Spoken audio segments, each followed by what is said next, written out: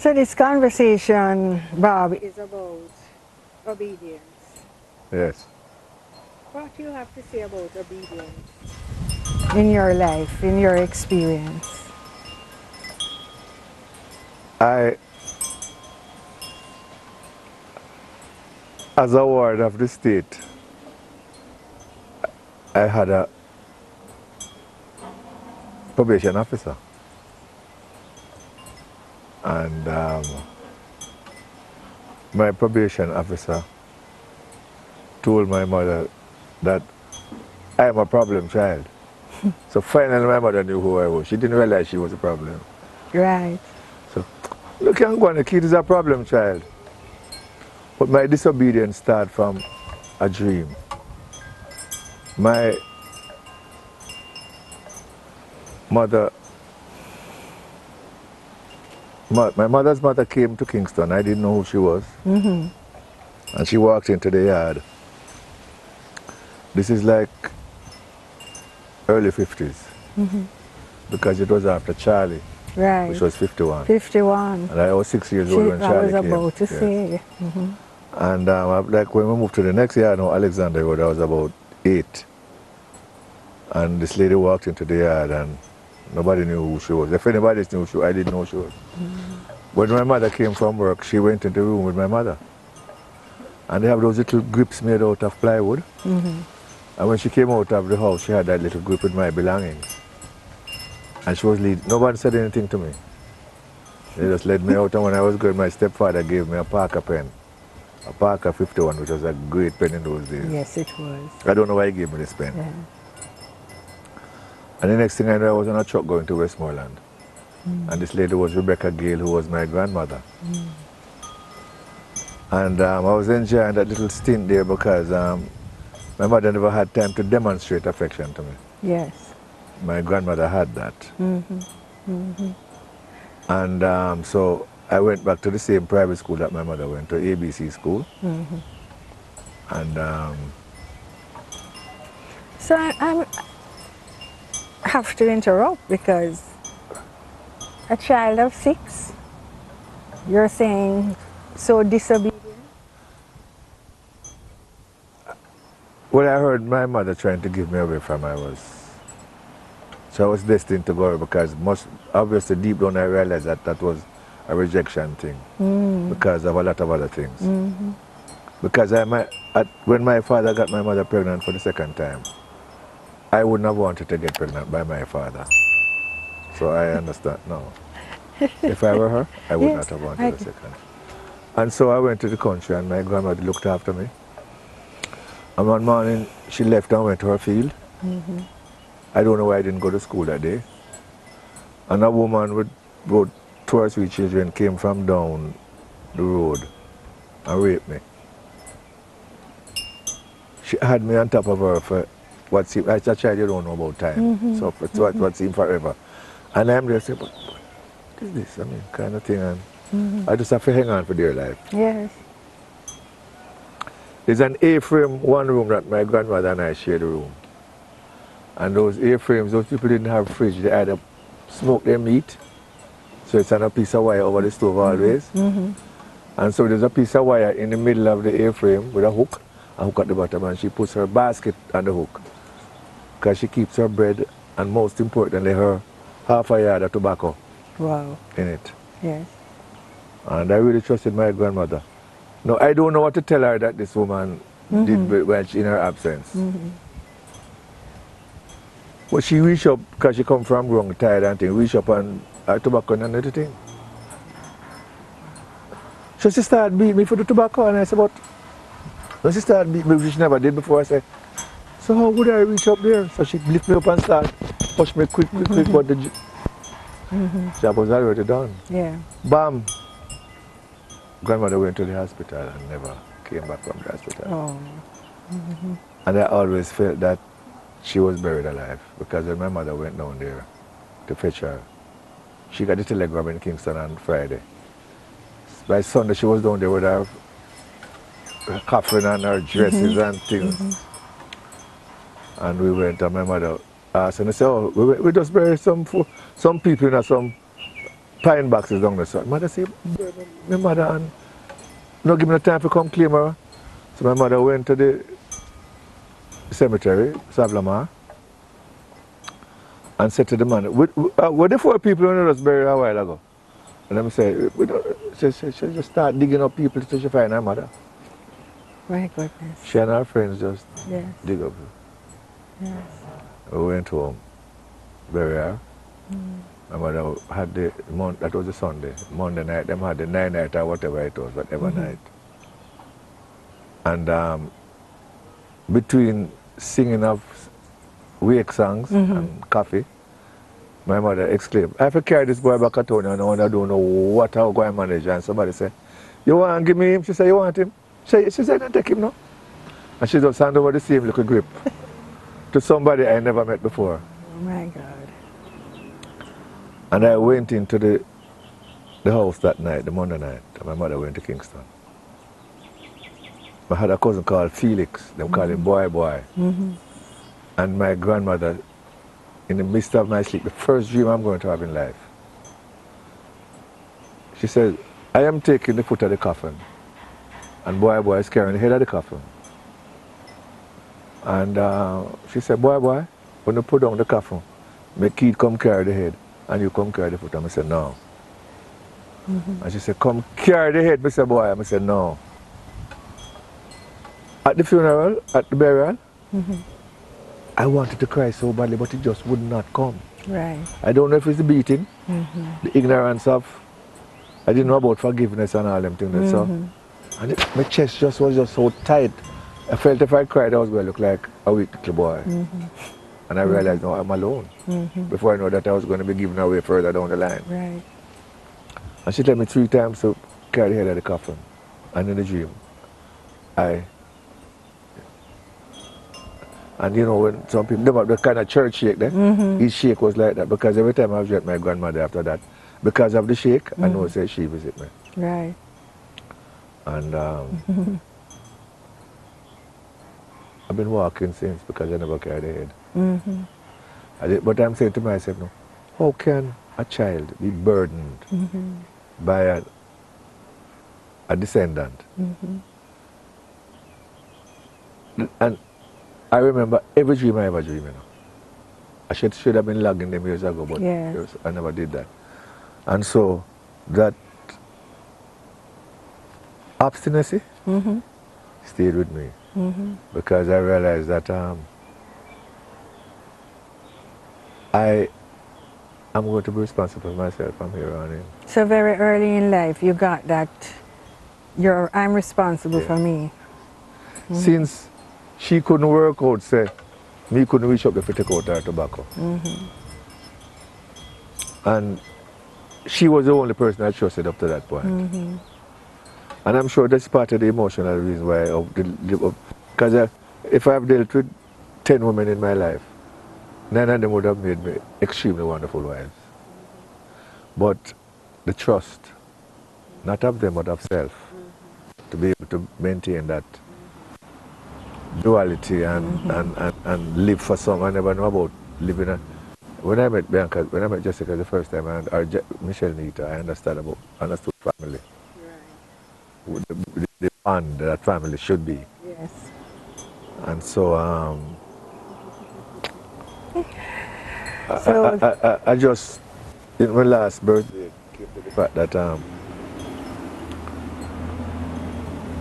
I am from a white rum father.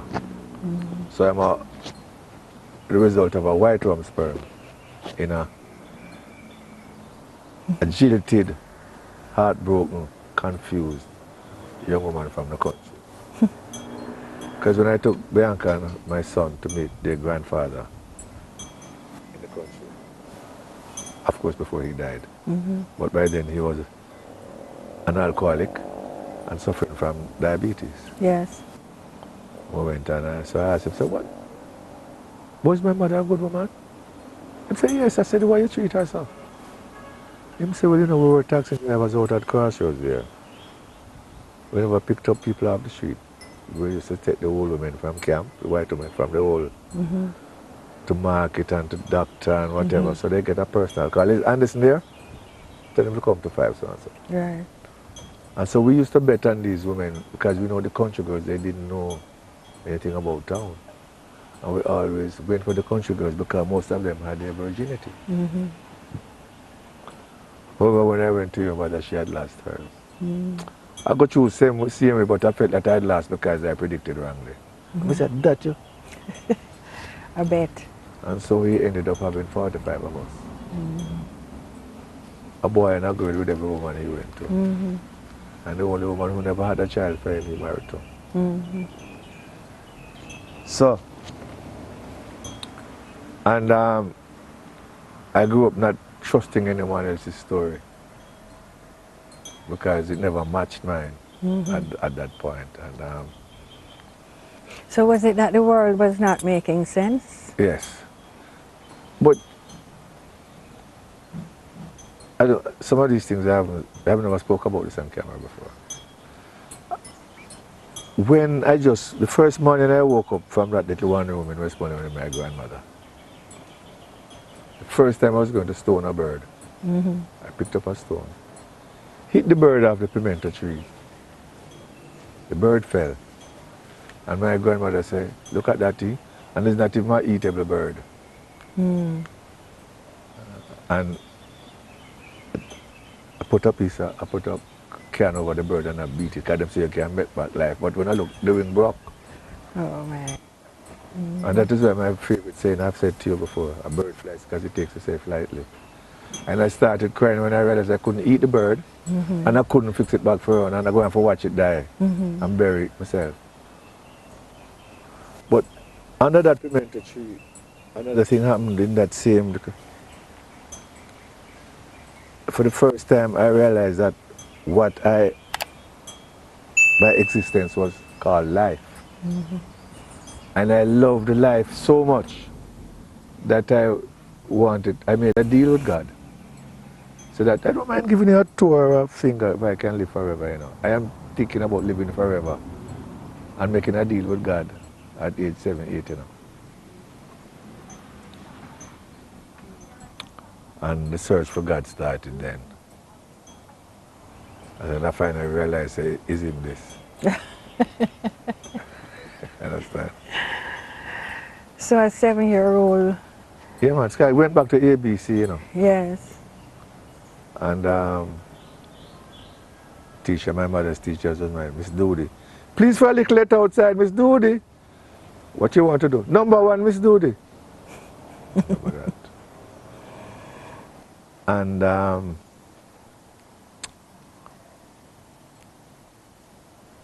I don't remember ever in my life spending more than a year in any school. And whoever you lived with, you went to the school they chose, and whatever denomination they were, you just follow through. Right. So I left from my mother, who used to be a Rastafarian, in the days of Gabbidon when Ronald Henry came here and they had the fight in Sligoville. And they had a little Rasta church around Trenchtown by the roundabout, Brother Myers. And I had gone to big churches before, but when I went into that, and they weren't necessarily dreadlocks Rastafarian. But I went into this church, this little tabernacle, that the earth was the ground, Right. no tile or nothing. And they put sticks in the ground and then nail the wooden seats on it. But almost like mystique that came out of that little gathering there each weekend we went. I've never found it in any. If I went into St. Peter, Claver, what thing I from name? It's part the Pope lived there. St. Peter. In Rome? St. Peter. And with the church of Birmingham, one name, Basilica or one of them. Anyway. Basilica in Rome. Okay. Well, anyway, the biggest church I'm going on. The biggest one. I never had that kind, because then I ended up going to parish church as a child. Was that in Westmoreland? Parish church? No, the church that you say you found that No, man. spirituality. But that's my mother's. Okay. Church, the first Rastafarian, and it was my mother. Yeah. She traveled through and then became a Jehovah's Witness. And she used to call them Jehovah's Witness before. So she became a witness. Well, the morning she got up and said, you know, so I can't bother with the Rastafari no more because I don't think Selassie are God. I said, why is that? She said, well, I was dreaming last night that I was at the foot of the mountain and His Majesty was on the top of the mountain and there was a lot of... So I said, maybe that's the call. Well, you want to say you wouldn't want him as God then because he's man? And so then when I went to Westmoreland, I went to my grandmother's church, which was Methodist. The lady who took me over was Salvation Army. So you had quite a grounding in various religions? yes. And have you chosen any? No. And so when I started checking out His Majesty and when he said, religion is man-made, we're talking about spirituality here. Right. It's so that I'm a Rastafarian who doesn't stop at Rastafari because that was what opened the door for I into other areas of the mind and the spirit. And I was even so disobedient that when I got out of the hospital 2011, I was in a white outfit and His Majesty was in a white outfit. And he's saying something. I said, not Majesty, not so. Another dream again, not so Majesty. And I dream His Majesty in England want me to do something again. I said, but I said. So I just have to say I'm an original being. What call have you been obedient to then?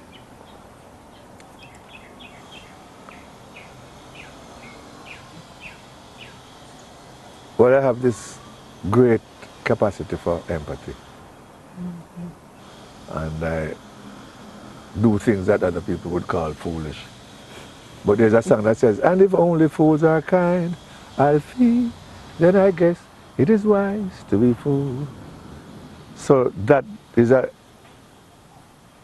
staple in my life, that understanding of those two lines. And if I have this feeling that if I experience something, that's an incident. If two or three of us experiences it, it's a coincidence. And if I'm going along and I see something, I don't know if anyone sees it, but if I see it and it is something that I can take care of, I'm going to take care of it. I think it's a reason why it was shown to me. Right. And that I'm in a position to do something about it. So I hear that as living your life present to what is occurring. Yes. When were you first present to music in your being? I have a song named The Sun Shines for Me. And I don't know which one of the runaway journeys because I ran away from my mother in Kingston and lived on the train line for a while. After my grandmother died, the family I was staying with, I ran away to Savlamar from up in the Bush Cave Mountains. And when as a runaway child, I can't speak for another runaway child, Sundays and evenings were what was important to me because the smell of the Sunday chicken and the rice and peas, I wasn't going to get any of that because I chose not to. And when nights come, you don't know where you're going to sleep. And so a little paranoia said, see. How long you lived in that runaway conditions, that space of I'd not say belonging? from about 7 to about. But I finally ran away from my mother and went to Maxwell Park. So between 8 and 13, I just made those journeys. And go ahead. When you say 13, most people think about adolescence. Is the word they use to describe teenagers, you know. It's a time when a lot of people remember their life at high school, going to the river if they live in the country, having friends. What's your recollection of those teenage years? So, I'm living with these people now who my mother gave me over to.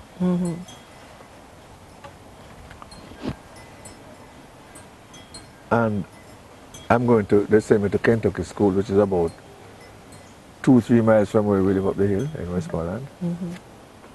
Cave Mountain. If you drive through Cave Mountain, you can end up in Darlington and all those places. Kentucky is the vicinity between. And so I'm going to Kentucky School.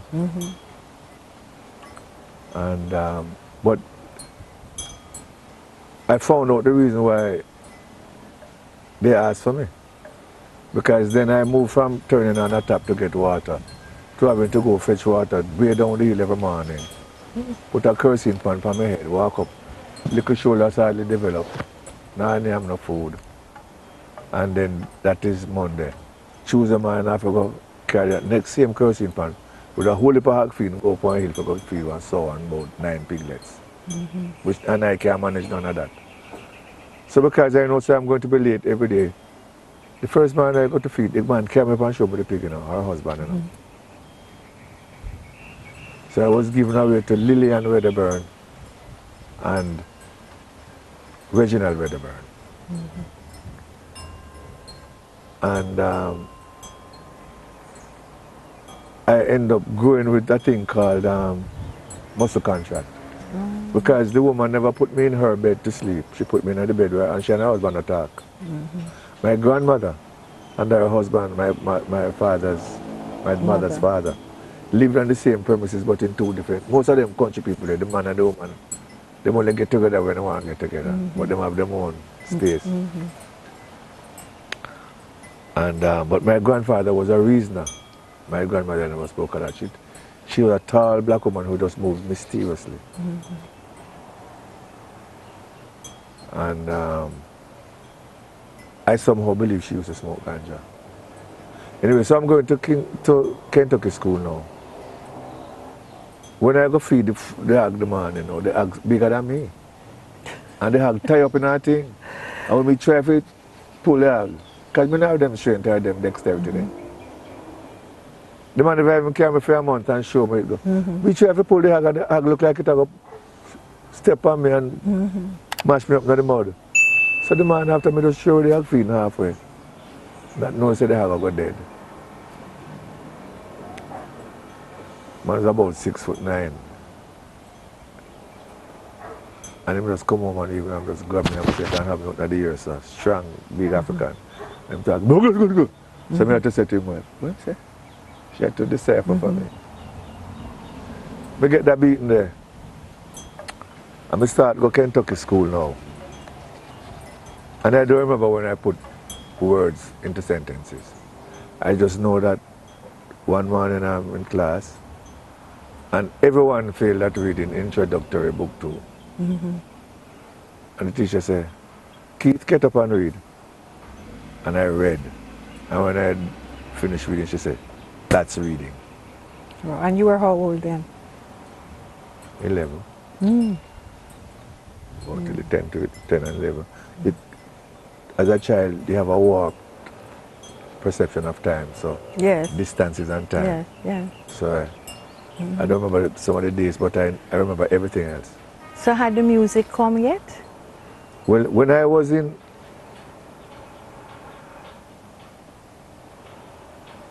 when I went to Maxfield Park, between 12 and 13, I started gathering the children in the evening on the veranda.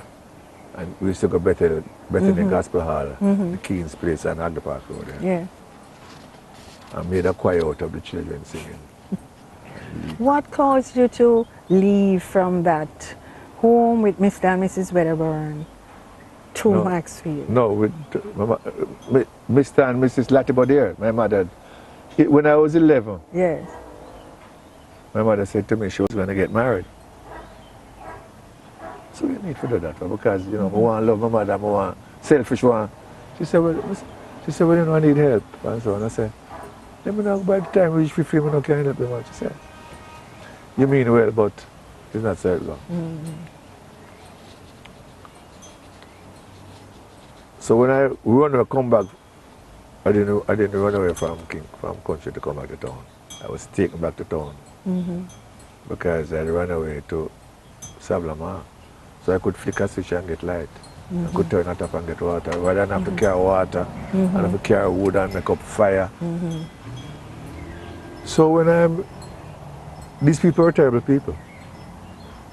So I wrote to my mother and said to her, listen, the people are terrible. I don't know where I learned to write, but I know I write. And I write letters most of my life. And I said to her, these people are not good people. But I don't have to stay. But if you will send me cornflakes and some Milo in the post, that will hold me for a while. My mother write me back and say, I am not sending you anything in the post. And if you call my people them wicked again, you're going to get poliomyelitis. And poliomyelitis Oh was... my goodness, yes, yes. And when so I'm in Kentucky school and where I find myself reading. And we went outside under a tree for religious class one day. My Parker pen was, you screw off the top and pump, and then there's a nib part that covers the nib. Right. I ended up with the nib, the cover for both sides, and no pen. When I look around, I see Ken with my pen. So I said, Ken, but that's my pen. And I used to speak what the mother called decent, because I grew up among the children of Park Camp because my mother used to work with Colonel Johnson during the colonization days. So I went to, those children had they didn't call them nanny. I remember the word I tell you. And so I was one of those little black boys who was one of the only black. You spoke differently. Because when I went to West Berlin, them started calling me, don't it? Because every time I ask a question, I say, don't it? So them called me, don't it, for a while. And Ken lives... Ken was your friend? No, Ken was just in my class. Okay. But we knew, I never kept friends. Got friends, the people love to fight and cuss and can't bother with that. And I enjoyed being alone. Enjoyed being alone. I knew you were going to say that twice. Yeah, man. Still do. You enjoyed Yes, being because you know something? I'm in a race for life, but the race is against myself. And I'm always trying to do better myself. So I'm always trying to beat myself, win myself. So I'm still waiting on the answer to that question, you know. Which one? Your first recollection of the music being present as music. And so the song shines for me. One evening when I know that I wasn't going to get any food, and I started crying. And something said to me, don't worry, as long as you can find a song in your heart, you will make it. You actually heard those words? I heard those words, yes. Because like I say, I'm at my wit's end now. I mean, you don't know how much broccoli you can pick up for sell and buy Jackass can. And the first time I went out, my mother found me a week after. She said, boy, who are your name? And I say, yeah, but you know something? Nobody never beat me and quarreled with me for the time that I was out there. And I realized that I was getting a lot of frustration, expression from her. Yes, yes. And so, and like I say, when you're at 7, 8, you hear your parents or your guardian trying to give you away while you're out here, and she's saying, you don't have any way I can send this little boy, yes, because man said, but he's very young. We can't take him at Alpha or Stony Hill approved school. Plus he has to commit himself. That's what I'm remembering. And so when I was ready to go, I figured, I said, well, the bus will give me anyway. So I can move. But if you never treat me like how the white people have treated them, pick me up Park Camp. Because I never see them get beaten yet. And I'm living with Andrew in his room, Andrew and Sarah Johnson. When they found out that I was at that yard, I'll give you the story in pieces. You can edit it and put it together. But I want to finish Ken.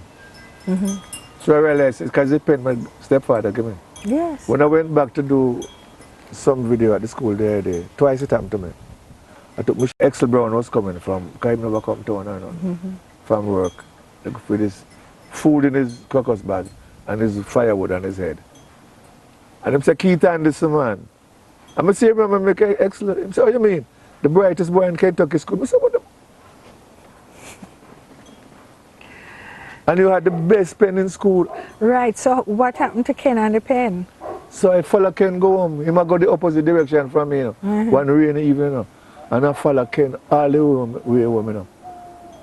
And I say, who is Ken's mother? And the woman said, me. And I say, you know, say, Ken take my pen and I can't go home without it. Can you tell Ken? She said, but it's Ken pen. And I say, well, you and Ken are thief, you know. She said, I go and obey you and turn them out behind you. I run. Because in a country, when you hear them obey things, they are going. And stories about them and they walk the way because them obey them and all that. So, would I go turn my mouth behind my back? I didn't have to report home about the pen though. But I never got back the pen. And that broke my heart. Really broke my heart. I remember when I started singing, my stepfather who gave me the pen said, boy, I hear all kind of sing out there, but none of them can write like you. So when was that start? In the 60s. When I was going through my head changes. I went back home to live. And so when I was running away, every family, there's nowhere I went and gave my story that that family didn't take me in. I think that is why my empathy stays the way it is.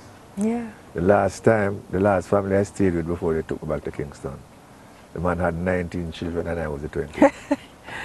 Bob, the interesting thing about this story is nobody could write that script. Nobody could write that script. So we know you as this composer, arranger, singer. But this is the platform. And where you were a while ago was at Maxwell Park making a choir of the children. So from there... So I'm going to Russell Primary School. Because the children that my mother is now having, I'm the nursemaid, so I can't go to school. So say I'm taken back to Kingston, but just in time for her to leave. She couldn't manage to keep me, but now she has this other child after me that I can manage to keep. So the lady who used to tell the most lies on me, the landowner, and she would never stop bothering my mother until my mother spanked me. So she said one day to me, she said, you still have another little brother or sister to look, but I said, them have to go get a maid for that one day as my mother come. Miss Daisy? Yeah, she tell Miss Daisy what I said. That woman's daughter is Shirley. I said, Shirley, you go to school? She said, I said, I know she goes to school. I said, which part of your school? She said, Ricketts Avenue, off Chisholm Road. Chisholm Avenue, in name Russell Primary School. So I said, I go until when school home January, you know. Plus my mother to buy me a pair of shoes and never allow me for it through Christmas because that's something I did in August. So he buy me the shoes for them, for just spite me, so. So we go to school with Shirley the Monday morning and tell the teacher my condition. You took yourself to school? Save up pennies and to pay my bus fare because I don't know how. Once I got into school, they started giving me lunch money. And I went to the school and the teacher told me this, she said, well, if you can find a birth certificate, I'll admit you in school. And I went to my mother a little safe thing, and my birth certificate. And I was in school. But I'm placed in a class not because of my graduation to it from other farms, but because of my age. So I'm missing out the whole of the rudimentary stuff because, so all I could do is grasp. And you're how old then? I was just past scholarship age. Okay. Between 12 and 13. The teacher's name was Annie Perkins. Garth White's mother used to teach at the school. Garth and Sandra White's mother used to teach at Russell School. Garth White was a bright boy. And then, so next door to the school, now the fence is Maxwell Park fence. So one evening I just go over the fence and I just go up on the merry-go-round or merry-go-round, whatever it is. And sure I never did that before in my life. I spin so till I drop out of there. I vomit and I feel sick and everything. Extremes. And the Friday, I just say, you know something? Enough picnic around the place. I say, you know, we now go home. And I just ask them who in charge, and I just go upstairs and the matron was up there. I said to her, I say, knowing very well that is a lie I'm telling. But I said, you know, my mother dead and looking somewhere to go. She said, where you live? And tell her, she said, Saturday morning, she called me and she said, well, because when I see my stepmother, police go for my stepfather. Him come up upon him friend bike, two of them right come up there. And me hide. And she said, you know something? Child has a problem, but I'm going to send him back to his family. But you can't stay at Maxwell Park if you have families, because it's an orphanage. Right. And so she called me and she said, listen, you're going to have to go to court. The court is going to have to decide. So the same child care and protection that my mother was trying to give me away to. When I went to the courts, half a tree, they questioned my mother and thing. And I said, well, little young man, you want to go back home to your mother? I said, no. I said, why? I said, I get a lot of beating and I don't know why. And the judge said, this child is going to have to be a ward of the state. And the matron said, I'll foster him. And her place is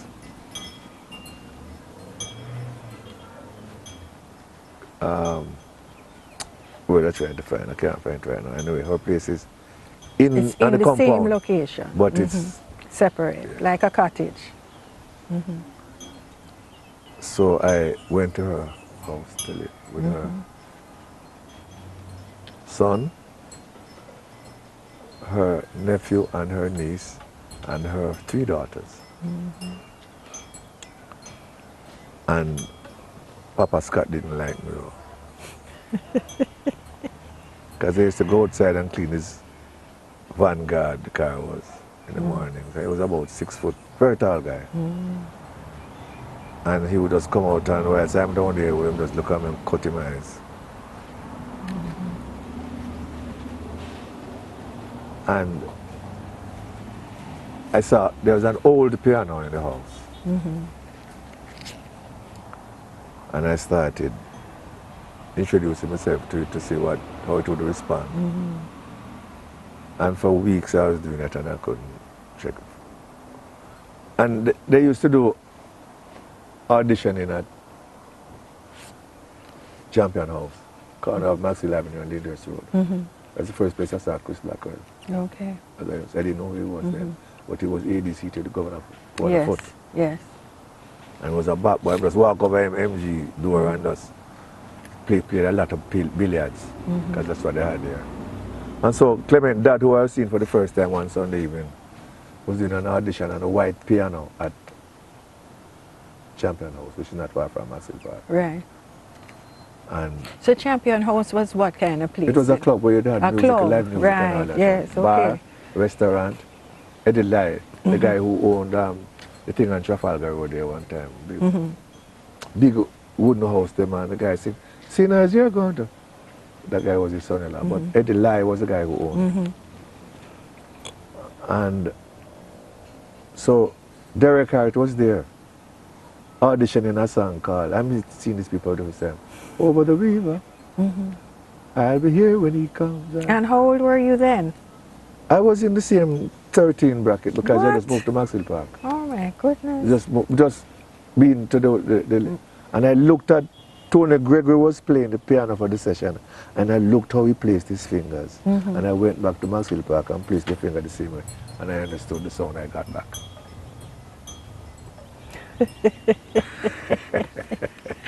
So you kept on this piano? Yes. And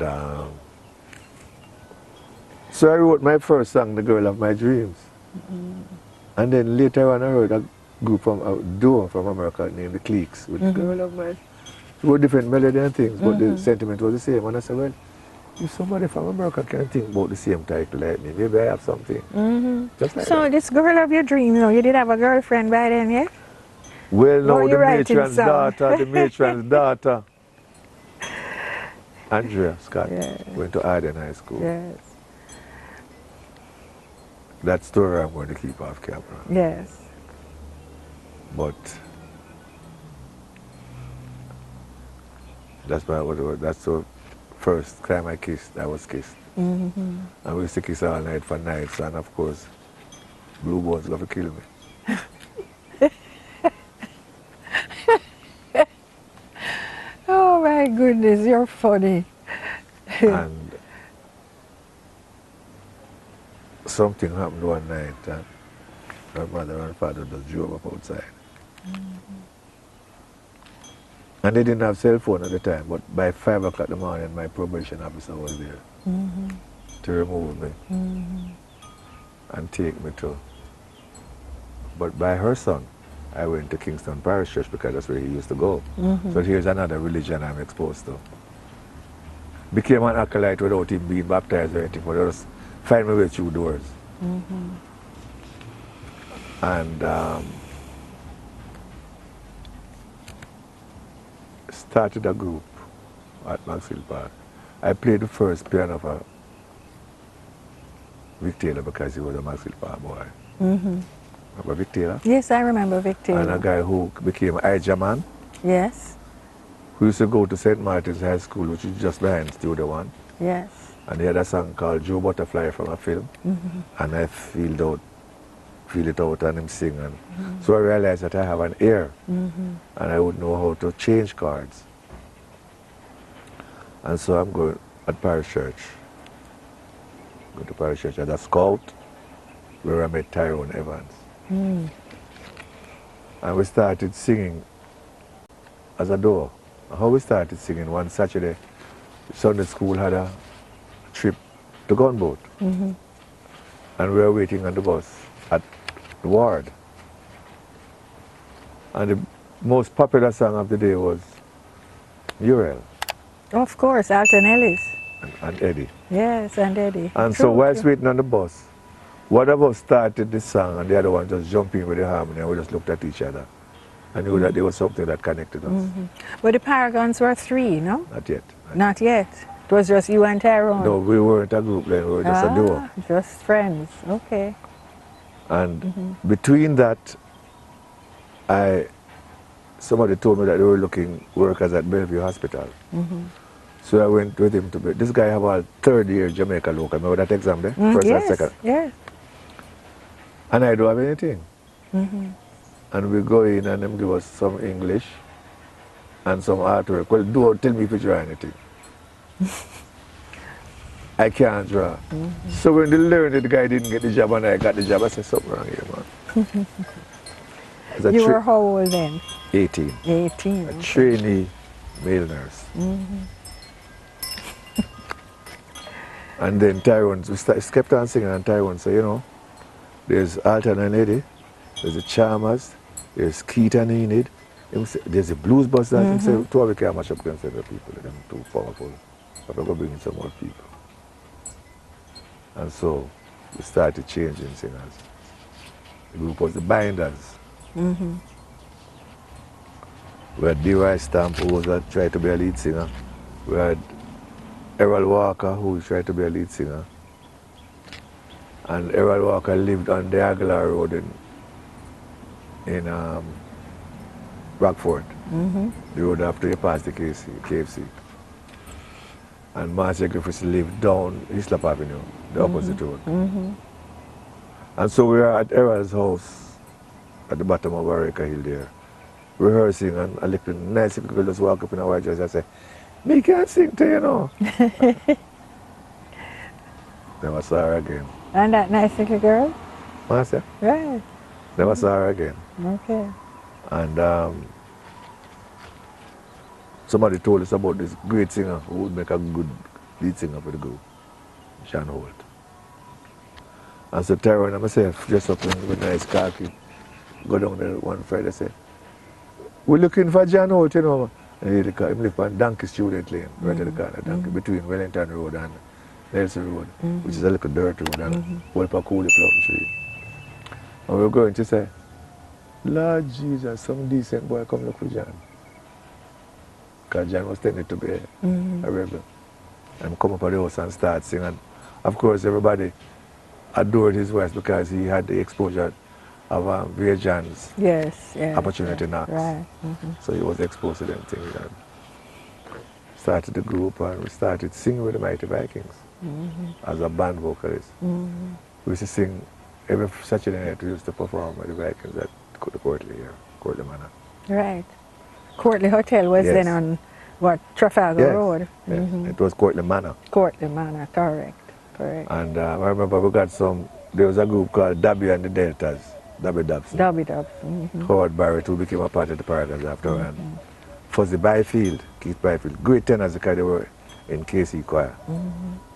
Which I was sure everybody, but John was the one who fit the group. Well, Victoria was leading a group at the time called the Monarchs. And everybody became away with John because he was very arrogant and a little bit selfish, but we admired him dearly. So Victoria became the lead singer for the group. But before that, the guy who gave us the name Paragons when we changed from the binders was a guy called Junior Menz, who grew up in New York City and went to school with Little Anthony and the Imperials in the old doo-wop days. So he told us, when he came to join the group, he told us about a group that was disbanded called the Paragons. So we named Oh, you took the name. And he left the group and went to sing with Techniques, Queen Majesty, Junior Menz. Right. How many years the Paragons existed for? Coming to that. And so when 1966 came about and we took Victoria to lead the group, I said the Paragons was about, our first hit was written by me, In Love at Last. And our managers were Desmond Chambers and Ratcliffe Butler. So we got all the plays in the world. Wow, yes. Yeah. But we ended up at many bars. And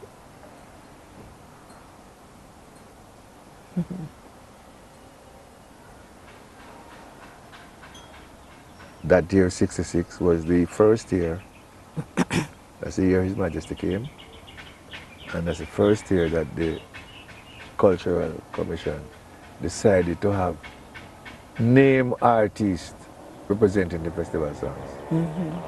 So the Blues Busters had their song, What a Happy Man. I wrote a song for the Paragons called Remember Me. Joe Higgs had his song. Wilston Samuels had his song. Derek Harriott had his festival song. Blues Busters had their festival song. But Bam Bam was in the competition. Wow. Okay. And so Bam Bam won. And Tyrone and myself met the Friday evening after that, the results, at Parish Church where we met. And he said, you know, Keith, Victoria is a great singer, but John is more appropriate for the group. And I said, I agree with you. Only if he comes, I step. So you can't leave the group or you form the group.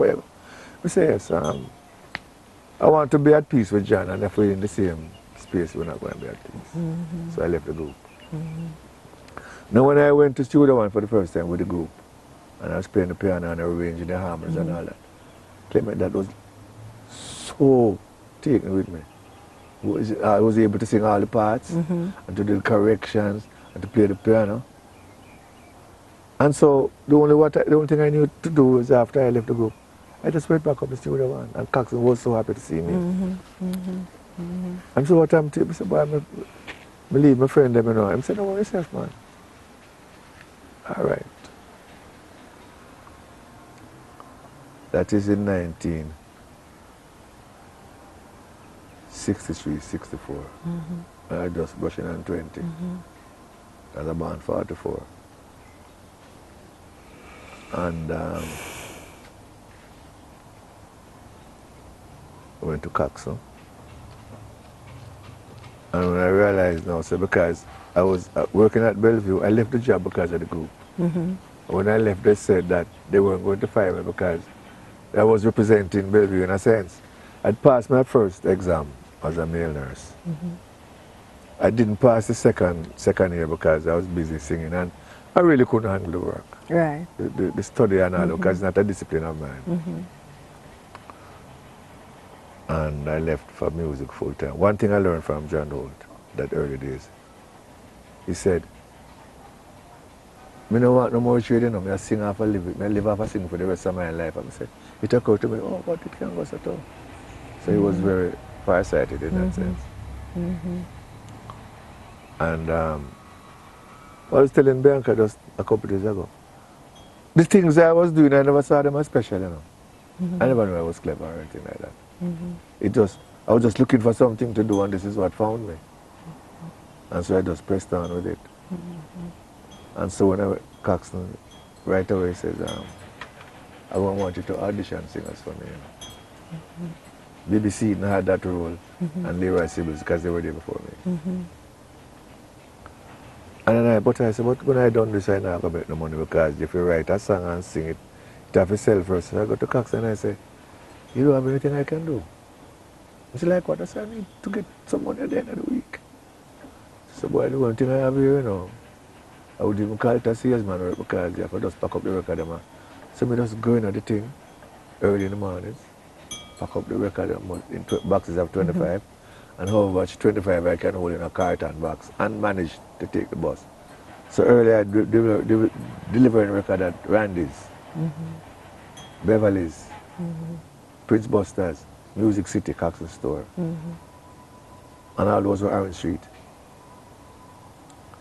And make sure I get my job done quickly and get my copy of the bill that the people, because all this consignment.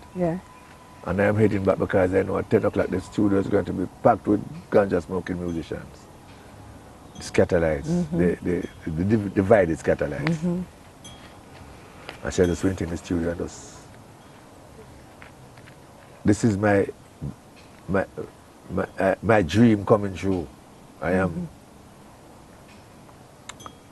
And Caxton had some songs there by a Bahamian singer called Owen Boyce.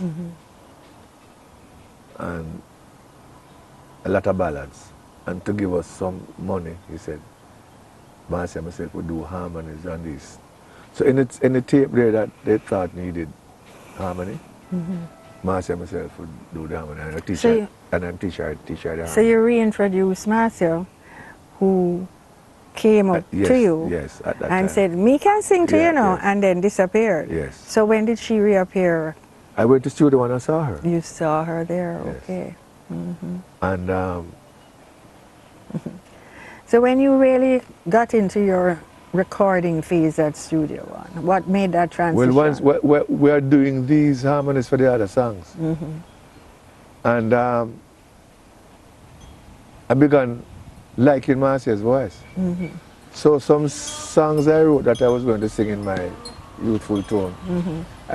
First I wrote, I Don't Want to See You Cry. And I took it to Ken Wood and said, well, yes, man, bad song this, man.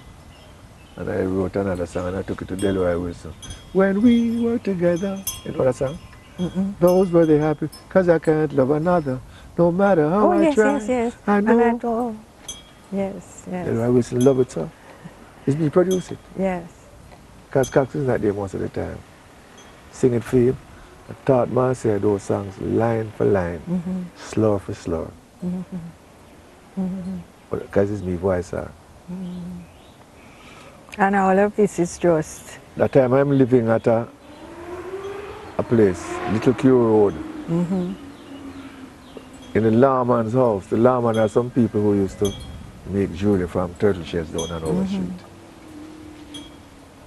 And I started collecting records before I could own a set of players, collecting records. But there's a symbol that stood out in my mind from a child growing up. The dog listening to his master's voice in that speaker. That logo never left me. And I used to listen to Opportunity Knocks with the great Jimmy Tucker and singers like those. And Treasure Isle time, every Saturday evening. Wow. Okay, so all those things. And that time I still don't know say it's a life of music I'm going to. I just know say that is what I enjoy more than anything else. When did that realization come full to you?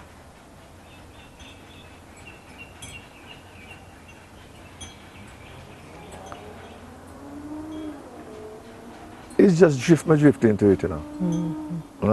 I'm not a big plan or a big explanation. I went down to Arnold's Drive-In on Arnold Road, where Trent and Spence and this band used to play. And see Sims and Robinson, which was Scully and Bonnie, eventually. And when I heard those two men singing with the band up, I said, so can sound sweet. I'm totally out of my mind. Because at Russell School, you know, they took me to, I went with the class to Carib. Frankie Bonito was playing the piano. And I tried to sing what I was learning to play on the piano. And when they called me on stage and I hold the mic, I don't know what happened until about 2 minutes after somebody just come meet me off of the stage. I froze as I did when I didn't cry at my grandmother's funeral. Right, okay. I didn't know how to express myself publicly. Right. And I just blacked right out on my feet. And so I'm still struggling with the thing.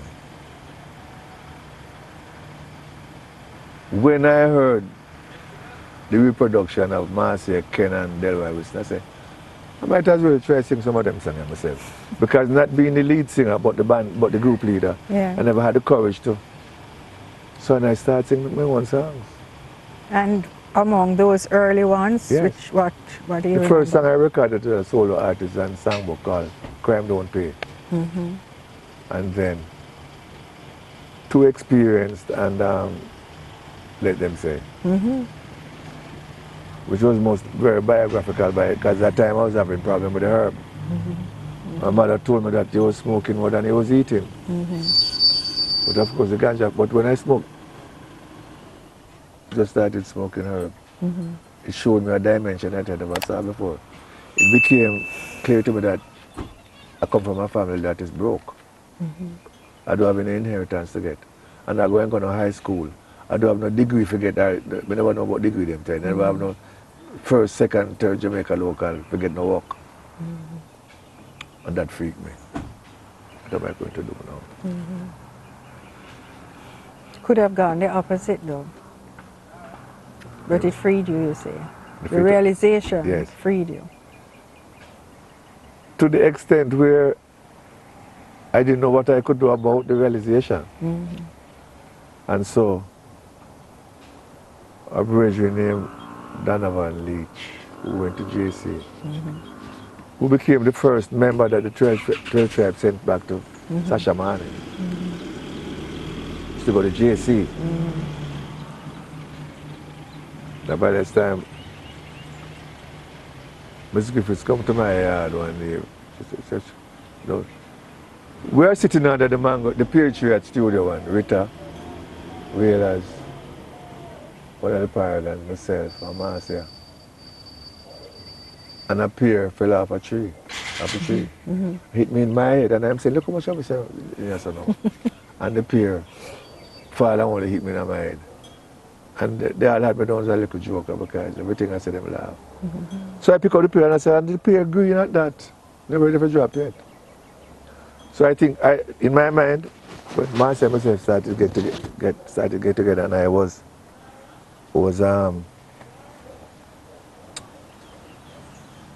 thinking that maybe I'm too young to get into a relationship because I've been trying to leave my mother all my while now.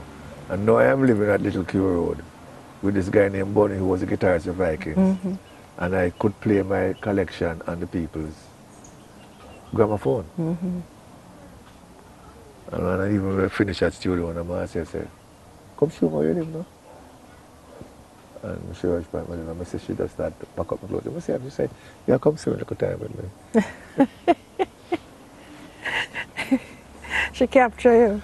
I could just follow like a little dog on a leash. And I wasn't comfortable there because her sisters were living there with the billionaire families. But them not never call me. And one morning I get up and I run from there to cement company. I don't know why I started jogging so early. And we went down on the beach, that time where the bus station is in Rockford.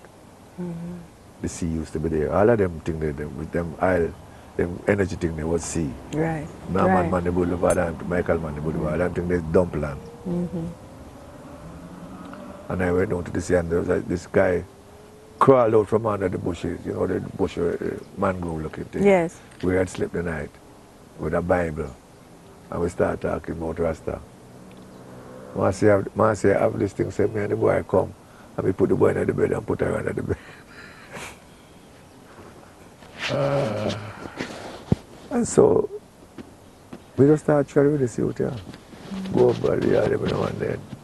When we reach back at the yard, there's an empty room with some furniture at the back of the same house, which I go in and start read Bible now. First book I read was Ecclesiastes, vanity of vanities, all is vanities. What profiteth a man of all his gain under the sun? And lose his soul. No, it's Christ said that. I said, behold, one day passeth, and another cometh. One generation passeth, and another cometh. But the earth abideth forever. I said, I am the son of the preacher, so the preacher was David. And Solomon, the one who authored Ecclesiastes. And he said, I gave my heart unto wine to know knowledge. Told you all the things he did. And he would say things like, I return under the sun, and I said, return under the sun. So, like I revisit now this thing here. Because then I try to interpret my Bible, my one with my ganja mind. So all that time now, what's happening in the studio? And I don't know, that I'd already recorded some songs. Yes. Because now the herb trip me up on you now, which not really a pan out for me because I make my own logic, which now I have no logic for doing nothing else. And years after me read the Bible say, there is no private interpretation of the Bible. So you can't read the Bible and say what you interpret. But it's not true because all of them preachers they have their own interpretation. So when did you go back to the studio? So I stopped. And record? So the Bible says, the sun riseth and goeth down, and hasteth to the place where it arose to rise again. So I said that I must go back to my mother yard. Not as the S-U-N, but as the S-O-N.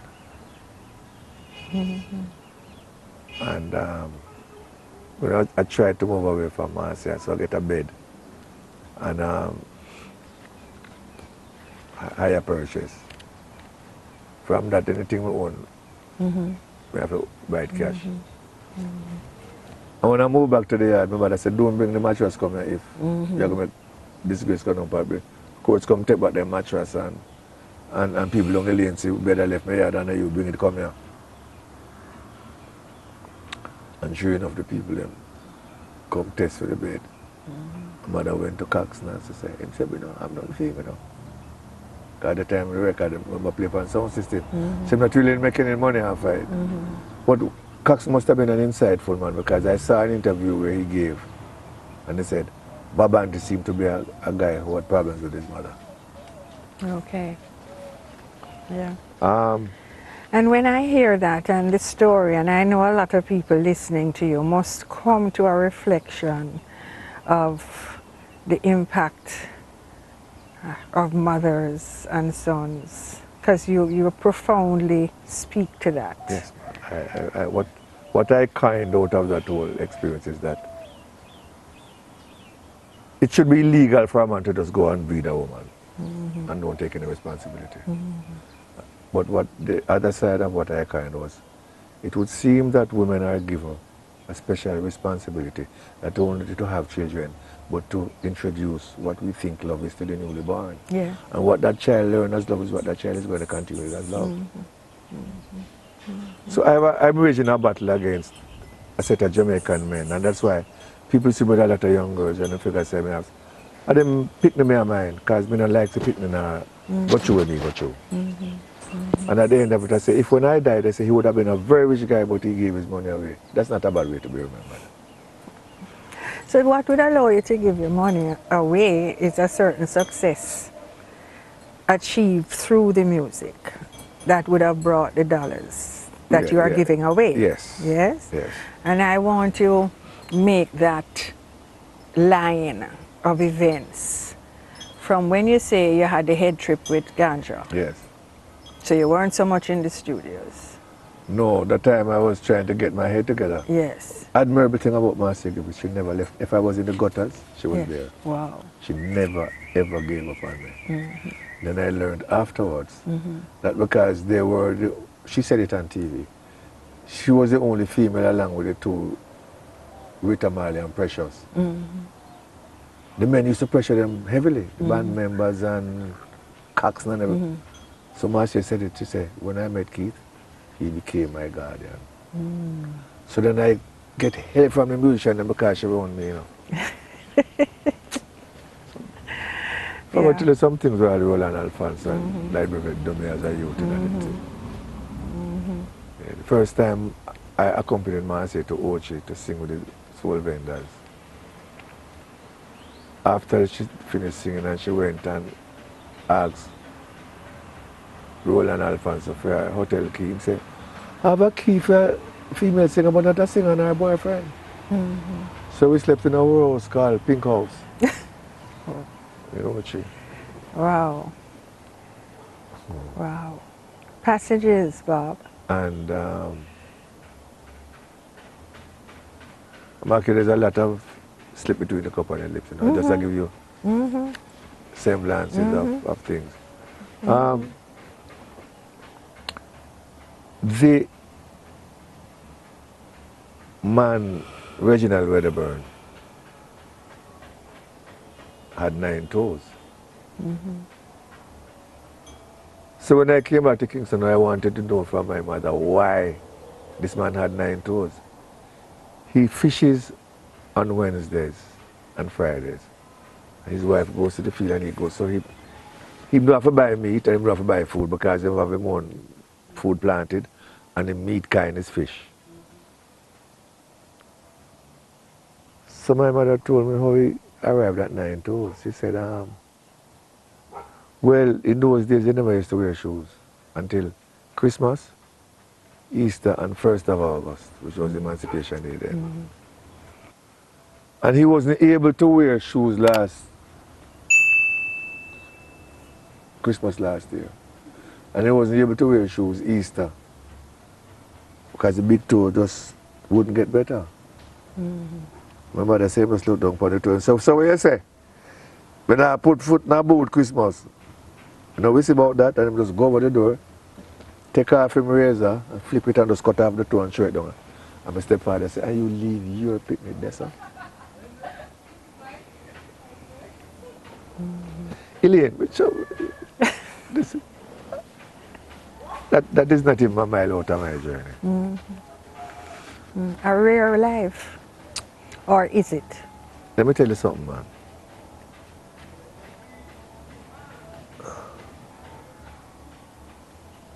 When I start telling about my rush and with the medical community, what them do me, and how them do me and things like that.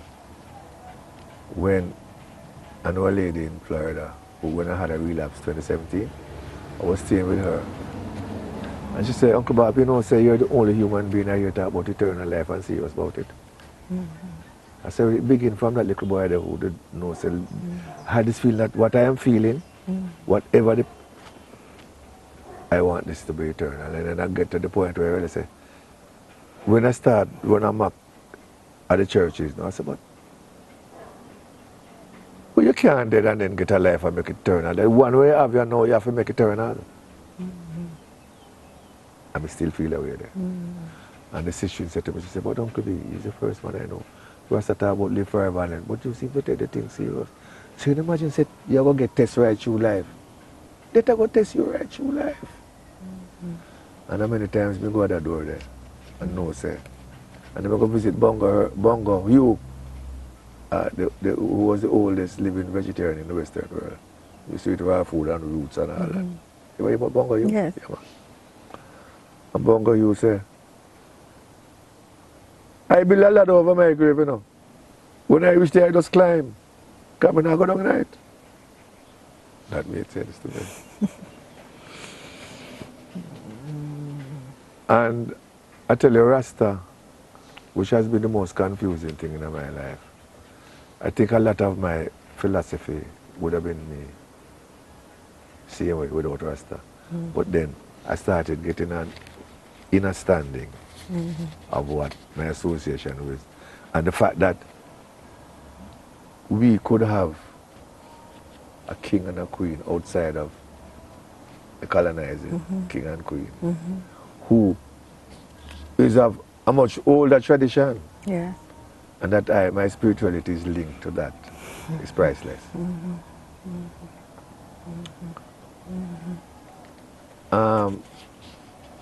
So I took my mother back to Westmoreland for her birthday. At that time, Errol was messing around Mass. And you were how old then? In the 80s, I would have been in my 40s. But I spent a lot of time in Negril by chance. I don't know music business no more because I never like how the band them go on. So I started learning to play a guitar and say, if I could have ever accompanied myself, I said. But then I have a limited rotation in this right hand. So when I took my mother up to where she came from, one Saturday morning, I drove her. Her mother sold in, her father sold his food in the market at the end of Darling Street in Westmoreland, Sablama. But every time I'm down there, I go to look for my grandfather, Edward Drummond. And they call him Lord Beaverbrook because he spoke like, well, you know, When I never got Kingston, I told him that I had a relationship was most important with my mother's grandfather, my great-grandfather, John Drummond, who was born in 1865. So here I am in the mid-50s talking to a man who could tell me stories about slavery and all of that. And I sometimes I think we're related to Dan Drummond because he's from that side. And he resembles my Scottish-looking grandfather. So it was amazing that I worked in the Bellevue Hospital when Dan Drummond was there. I gave Herbie Miller the story. He never answered to the name Dan Drummond. He said, why you guys call me that? My name is E.V.U. Greenland. E-V-U-E-G-R-E-E-N-L-A-N-D. E.V.U. Greenland, get that? Always said that. And he always said there was a better trombonist in the Bellevue than a guy named Beckford. So that's a better trombone player than me. And that I met Dan Drummond there and talked to him. And I come out and start to go scatterlize dance and say, Dan Drummond's eating a lot of cucumber. Like dozens of cucumber. He used to wear a hat like Greg with it. Always in him bag or in him hat. And then when I go check what the internet, I tell them, say, the best thing for your lungs is cucumber. So Dan Drummond's know all of this. But along the way, so when I took my mother up, when she came to Negril, somebody said to her, I know a man who hate your son, you know. And she said, who that? She said, a man on radio, him say, Baban is God. So he must have tried to kill him and him can't dead. That I was when I rolled amongst my say, you know. That was a very strange anger. I went to up the hill with my mother, but I took her to meet her father in the market. So he saw us from a distance. And he came towards us and he hugged me. And just as he was about to hug her, she said, but him see you every week, how you? Him said, that's the reason. And I know it's him why you're here. So I have to hug him first, make him know, seal up our thing and then on the way to Uphill. So I took her up to Cave Mountain and all her friends came around and said, Daisy Balu, But at that time you had already had a number of hit recordings. Well, hit in terms of publicity. If the hit don't come with the money, it's not a hit. It's a hit for everybody. What year is that you're talking about? That you're returning and visiting your grandfather? I started doing that in the early 80s. But this particular incident you're talking? I don't have the year down. Right. I just know that I was in my 40s because I was born 40-something and this was in the 80s. Okay. Had you recorded songs like I've Got to Go Back Home yet? So one morning when I'm taking out, still carrying out records, I go to the studio early because I want to pack up the records and leave. So I know where the keys, I open the storeroom, and I smoke a spliff in the morning and I sat down in front of the piano. And it reminds me of a quote Mick Jagger made about Peter Tosh when I asked him after Tosh died, what do you have to say about Peter Tosh? He said, watching a Peter Tosh concert is like watching the African continent coming at you. When I sat down to it was a burdensome, I just started crying. Cry like hell. And the song just started coming out of me. The horns part, the lyrics, the melody. And I recorded the song. Clear out the records and come back the day. And I had choice because I was who I was at the studio. So I said, I need to do some recording today. Sunday night, months after I'm voicing the song, I never even saw Bunny Raiders. And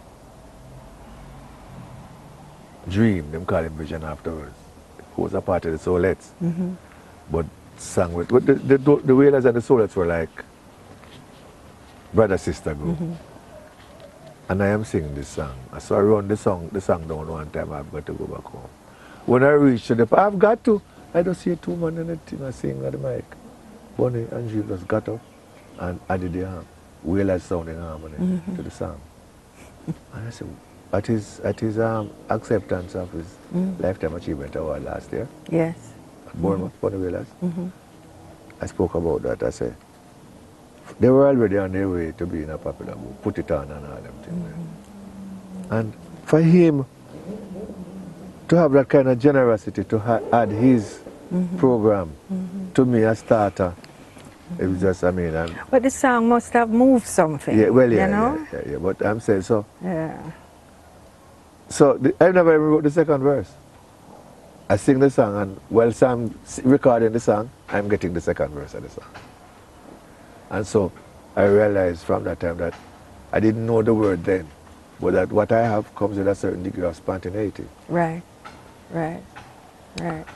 And because before I understood what depression was, I went through a lot of that without knowing that. And I used to say, well, you can't go further than the bottom. When you reach the bottom, the only place to go is up. But invariably, I will come out of that state with a song. So it was not a bad place to go after all. It's how to understand it. So a song like Honey wouldn't have come out of depression? No, a song like Honey now was when I started learning to play the guitar. It was the first song I composed on the guitar. And the song I sang at the Friends.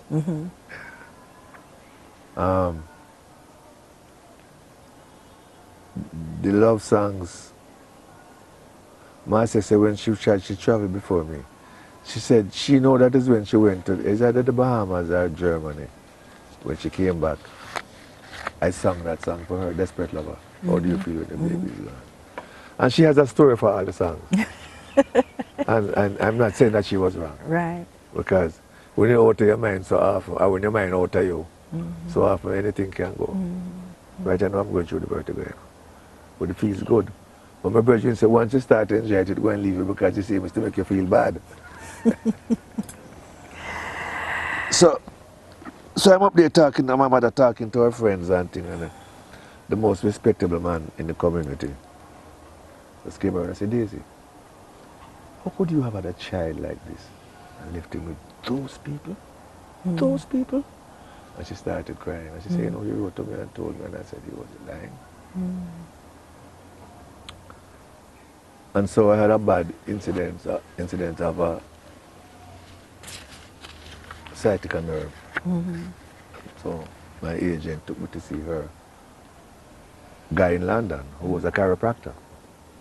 And he showed me a skeletal part of there and how the nerve runs through from the hip to the... And he said, get up and take your shirt off. And as I stood up, he said to me, how come your left side is so much taller than your right side? And I was shocked because I didn't know it was so noticeable. I said, take your shirt off. And I took my shirt off. He said, well, you told you were born with a birth defect? I said, no. He said, well, you were. And poliomyelitis must have been in the ear, and that's why you didn't develop a rotator cuff. Okay. So when my mother told me that I have poliomyelitis, because my hand used to, and that is why I think she gave me away. She didn't know how to deal with it. So as I go along, whether it's death-defying or death-fearing or whatever, I am trying to make sense of my existence. As you make sense of it, you've had the opportunity to travel throughout the world. Yes. Caribbean, Europe, Africa, Australia, Japan, Europe, Poland, I mean, all over. Yeah. And I'm never satisfied of my performances. I don't think I ever had the kind of... I have a unique voice. And they don't make provisions for my voice when you sing with a band. When you have 10 artists that sing with the band a night, you're not special. You're just another artist. So if you could create an opportunity or a space that would give full expression to your unique sound and quality, what would that look like? In essence, it would look like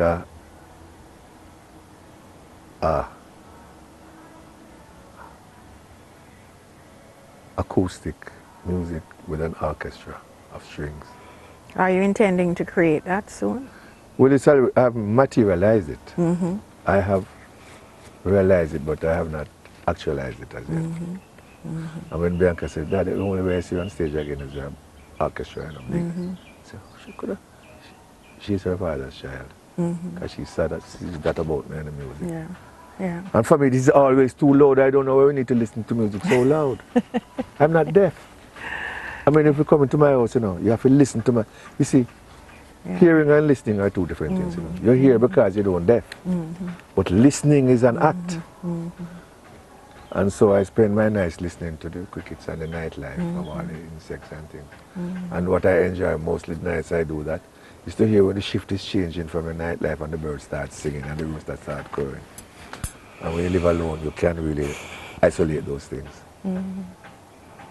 So, someone who has gone through these various experiences, some people would call it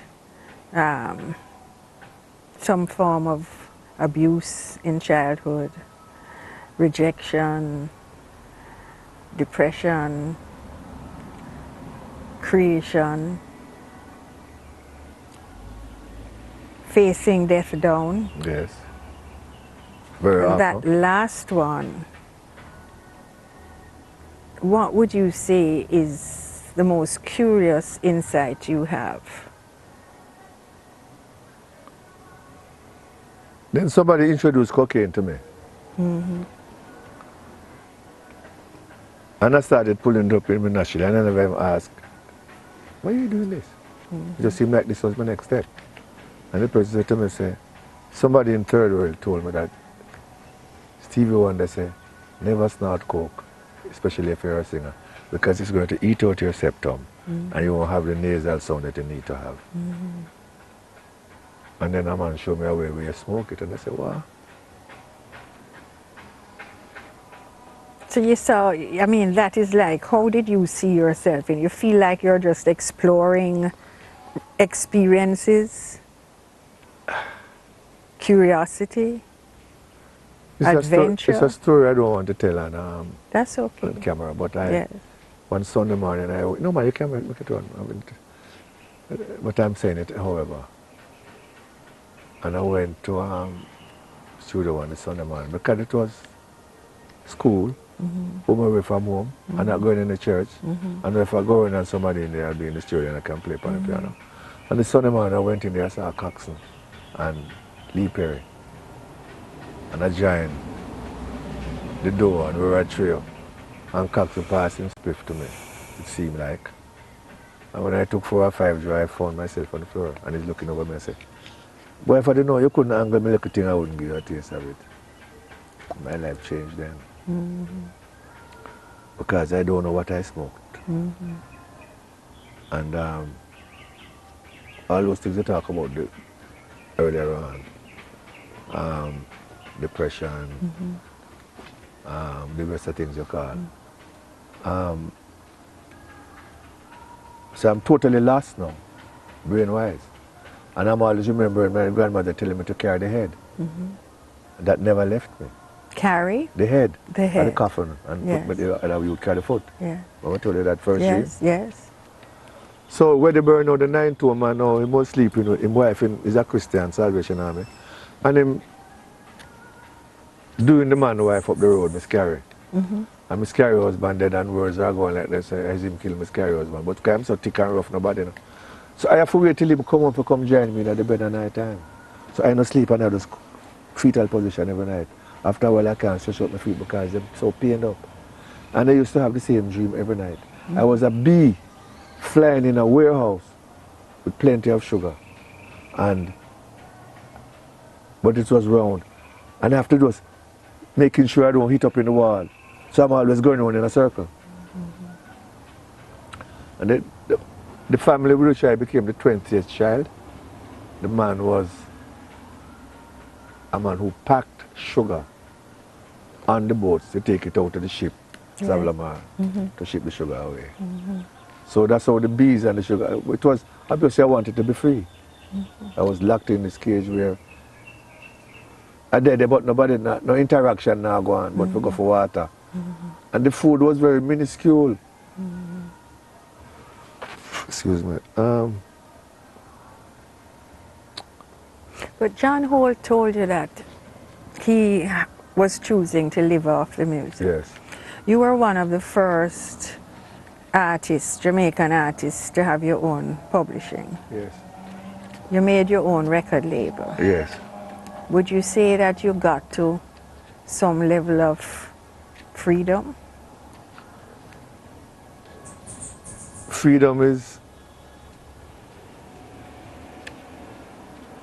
a lot of responsibility and discipline. Because freedom is not, don't mean free for all. Right. But somehow, I was never able to get a team around me because I didn't trust anybody.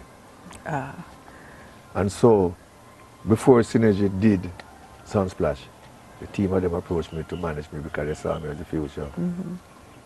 And I was so stupid and so arrogant that I said to them, "We're not going to sign me, we're going to do something to make my life better off right here and now." Once advance in the argument, they were put off. That energy went into Sunsplash. Right. And people became afraid of touching me with a long stick because my emotions were very messed up. Very messed up. I realized in women, it's my mother I was looking for. And on my last birthday, I realized, listen, let's face it, you were abandoned. Your last birthday was how many 74. years? Yes. You were abandoned. Yes. No matter tribe. First, before that, I used to say, I am coming from -0, so everything is plus. And I said, okay, so you're abandoned. And so what you have to do here now? You have to take that personal, you know. Can't blame no mother and father for it. Whatever you come through, the life is yours now to mess up or to live up. So you have all of these children that you have created, whether you see them like that. And these children offer people various levels of comfort, insight, inspiration, motivation. Your songs are your children. Yes. I said that I conceive them and gestate them, and you have to tear them away from yourself to share them. Tear them away from yourself to share them. I said to myself, you know something? If in your crazy state, you are the vehicle for that, if you don't live that way, you're a hypocrite. That is when I learned about walking the talk. Yes. and started listening to my songs. I say, you have to live it away then. Or you misrepresenting. So anything I write, even if it's seemingly fictitious, it will be representing a whole. Because when I found out that let Babu Babu Baba, yeah, so let people see me acting strange. And the amount of people tell me, say, them song that I say, them psalm that I say, but I think it's me alone that I feel away because I didn't know we were reflecting society, you know. I just write how I feel and then never realized that so many other people feel away there. Men and women. It's weird that the 2000s start accepting me as a good songwriter, you know. Because when you say now go amount to nothing and you go push hand card and all that kind of thing, then you kind of get no education. Remember when my stepfather said, you're not getting a white shirt and tie job, you know, boy.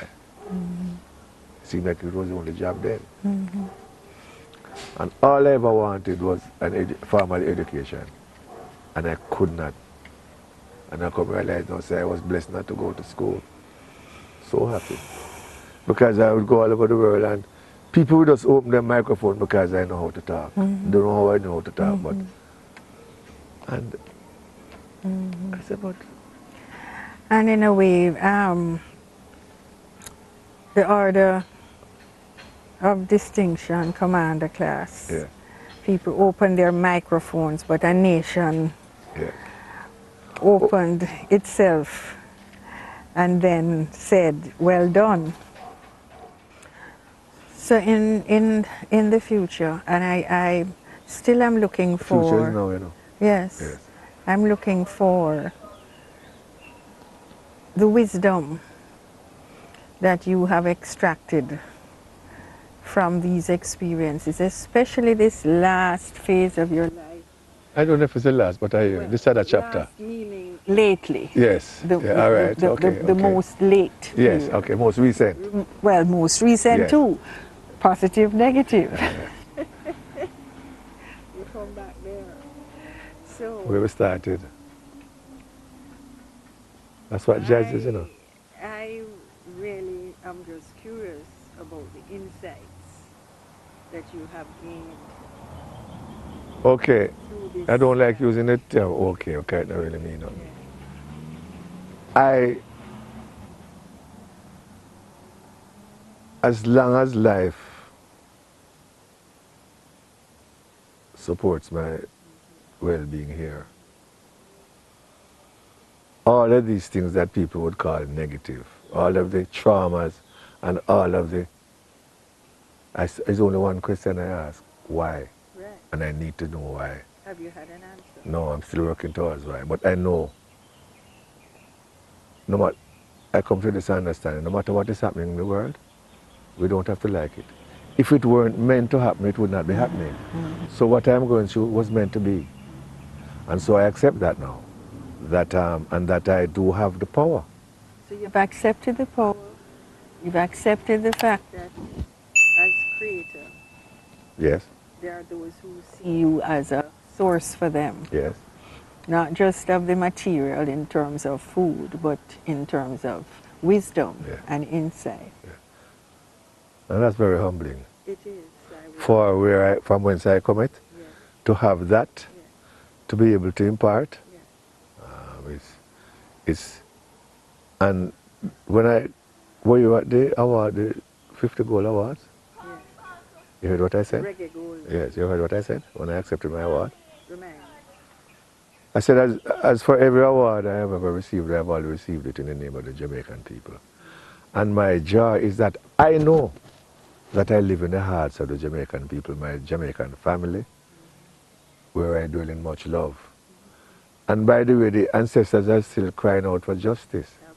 And without what I said, without transparency and accountability, there can be no justice. Justice now and forever, and just walk off of the stage. And that's how I feel about awards. And if it wasn't the people. That strong social consciousness still prevails.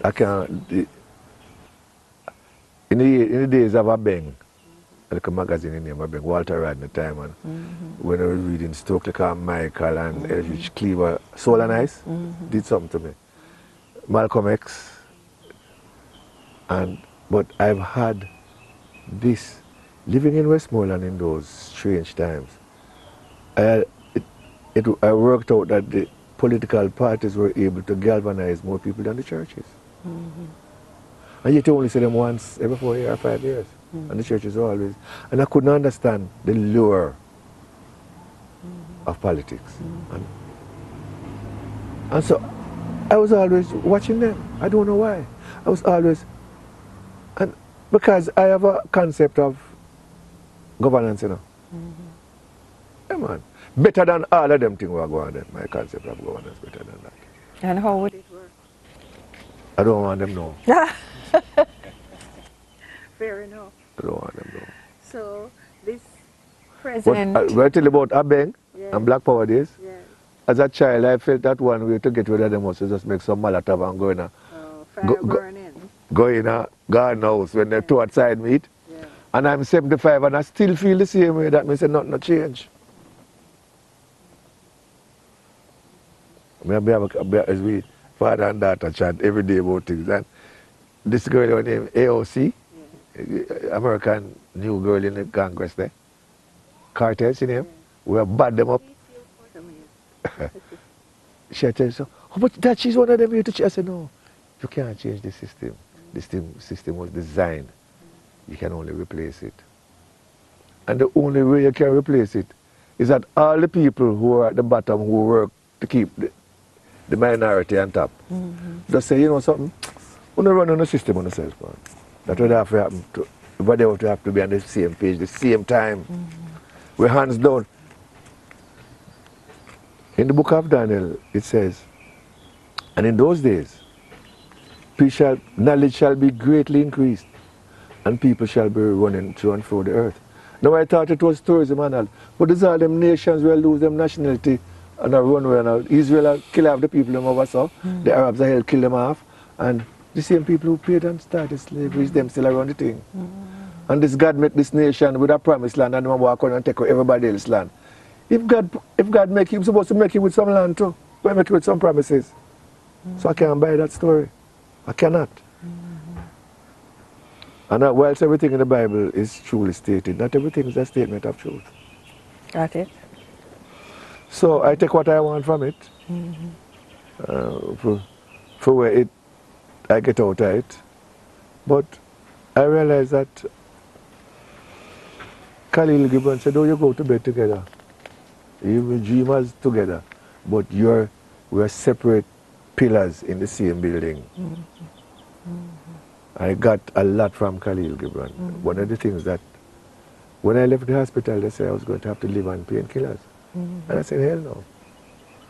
And so you know why my ability to absorb pain and withstand it came from the prophet, Khalil Gibran's book, when he says, when they say, speak to us of love, and he says, when you love, you shall not say the Lord is in my heart, but rather, I am in the heart of the Lord. And when he assigns you to his sacred works, fear not, for you shall not be burnt. His love is to melt you like a rippling brook. You shall know pain of too much tenderness, then you shall know love. Speak to us of pain. Pain is the breaking of the shell that encircles the understanding. So that's those gems I've learned to work my life out through. So the healing is occurring? Yes, healing is occurring. But it is, I wasn't growing a brain all this time because my inspiration was coming from substances. And so it triggers you at a speed to a place. No, I couldn't rationalize some of those places that them thing they took me to, so then my brain wasn't working. So with this present condition of vertigo, a little boy is leading me on Monday up some steps, and he said, Mr. Babu, come to you. He said, my head has spin. So he look at me and say, oh, head now work. 5 years old. And I tell myself, so what them see as vertigo in me is my brain start to work. Because when I was leaving, Willie Linder was the first man who said to me, oh, somebody can tell you, say, your brain only work 5%. Who tell him that? How know your brain to tell you that? And that made sense to me. When I was leaving Florida after the last relapse, the doctor said to me, Mr. Anderson, it's not many times you follow a patient to death's door and see them come back. And I have a lot vested in my patients. And let me tell you, you will always have this. But this is the part of the brain they say you don't use, go there and live there. So, but it's not funny. It's almost mysterious. And to me, mystery is only mystery because you haven't demystified it. Right. That things that I've thought about from youth, I'm just seeing, as I heal, that is what's making the healing, the connectivity. Of, we would say, but, oh. So the answers are coming? The ancestors? Answers. Yes, the answers are coming. And they're all within. All within. And so, my hardest battle still is how not to be judgmental. It's the hardest thing I've ever had to fight. I was watching an interview with Whoopi Goldberg and they asked her about religion and she said, I have the simplest of religion, you know. You know what is good for me? Do unto others as you would. I said, wow. So those gems that some people take lightly, and I don't have the chest for mansions and Rolls Royces. When I wanted to be a pop singer, I thought all those things went with it, but realizing that my call is beyond that. Because you're either a human being or you're being human. Being human is with a consciousness. Yes. Understand? So, And that is the call you're currently answering. well, that's always been the underlying theme. Okay. Always. Always. It doesn't make sense to me that so much people have their tinted windows rolled up.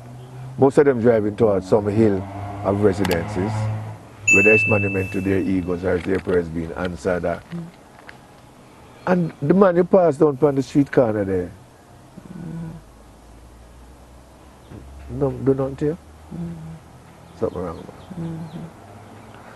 Something wrong. Yet Jamaica is a place that gets by the fact that a lot of people who are able to send their children to school and colleges is because the people who work with help them. Absolutely. So I know say that there's a thing happening, but in the wider sense, there's no reason why a small country like Jamaica should have our families living on the streets and starving. And a man will go to the racetrack and spend millions betting on a horse. And it's all right. So I don't understand those things. I don't understand because you were at Dermot's roasting. I was walking out with the guy from UNM, the professor man, the way with Tom all the way. Mikey Ritter? No, another. I remember. He's at reggae concerts and everything. Anyway. Last evening, we do a program with Herbie sometimes. And Oh, can't retrieve the name right now. Yeah. So I'm walking up to our cars. He's going to his car and I said to him, say, Prof, I am battling with this thing here. So what is it? I said, I don't understand why the people who have the most money in the world want more money than everybody else. And I said, Bob, you just gave me the definition of greed. It don't make any sense to me. These people and money, in essence, is really frozen assets. It only have use if you spend it. So if it's not flowing, it's frozen. So coming out of all of this, if you had something to, we call it wisdom, for young people, coming from your accumulated knowledge and life experience. The first tenets of Rastafari. Know thyself. Because if you don't know yourself, you can't love yourself, so you can't love nobody else as you love yourself. So when you come home to you, because it's what I do, you have to apologize to my body for having abused it. And recognize it as frail and as weak as you were growing up. It's because you were seeing strength as physical. Yes. And the... So know yourself. Yes. That is what it is. Yes. If you know yourself, then you will realize. And if you realize, you can actualize. Because it's thesis, antithesis, synthesis. So the currently undone, what is it that you visualize doing now? Well, I realize that everything is done. Ah. It is just us coming to be aware. Because there's nothing new under the sun. So everything's already done. But to the extent that man go about saying, blaming history for repeating itself. Is man repeat history and history repeat itself? Because he's afraid to launch out on a new dimension. Eric told the guy name, him say we're afraid of the past, that's why we can't leave it. We're addicted to it. And so we escape the now by looking into the future. I said that earlier about being born from the past being buried in the tomb of time, and the present constantly being born from the womb of time. So them little phrases and things when we discover, so we never get no formal program. I have to design my thing, my sister them work and then we live by them. Because I'm not taking any orders. So I'm still stubborn. Yeah. I not take no orders. Yeah. As my brethren say, the only way we would ever need a leader is if me blind, and it's a dog would make lead me. People run about.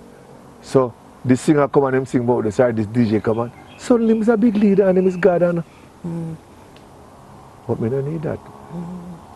You talk about having copyright and the record label.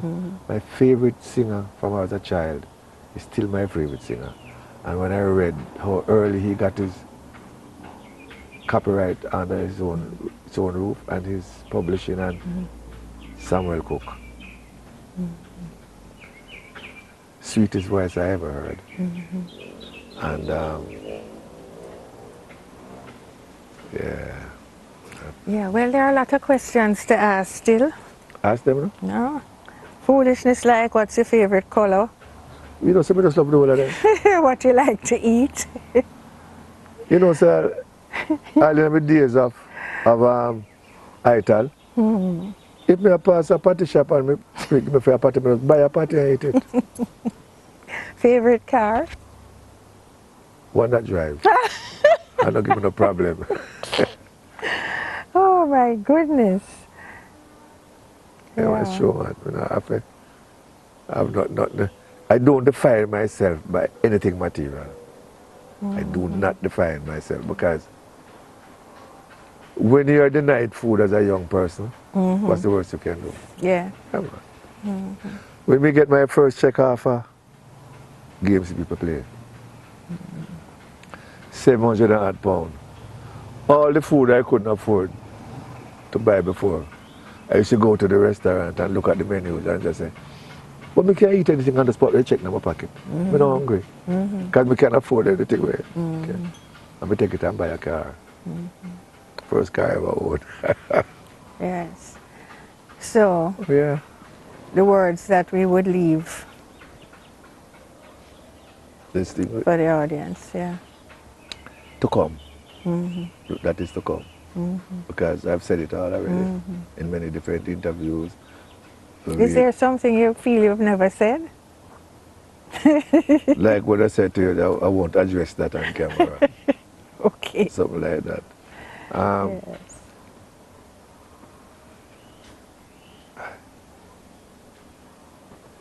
What I have not said loudly enough is that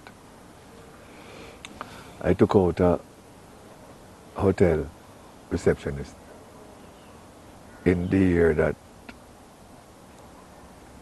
Fraser knocked down Muhammad Ali. And I remember it was in the 70s. And all the lights in London were blacked out that night.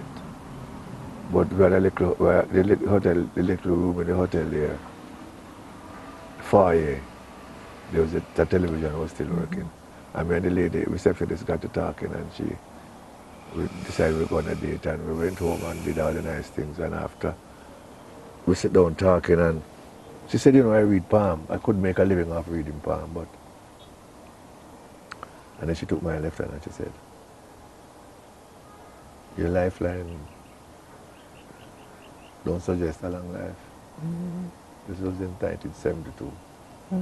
And then she said, well, in all my days of reading palm, I've never seen a lifeline continuing on the right side. And all my ears are on the left side. Then to mess up my mouth, that side there. The car will lick me in my ribs, at that side there. The lung will collapse, at that side there. And I'm left-handed. So I still want to work out that. And I said to myself, say, when a bride journeys on the left side, she join you? The part of the heart, yes. I think them say, it's the man's heart. Right.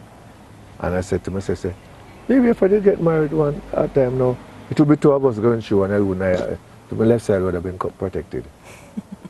We would have to find reasons for these things. Philosophical and nonsensical, and because it all adds up.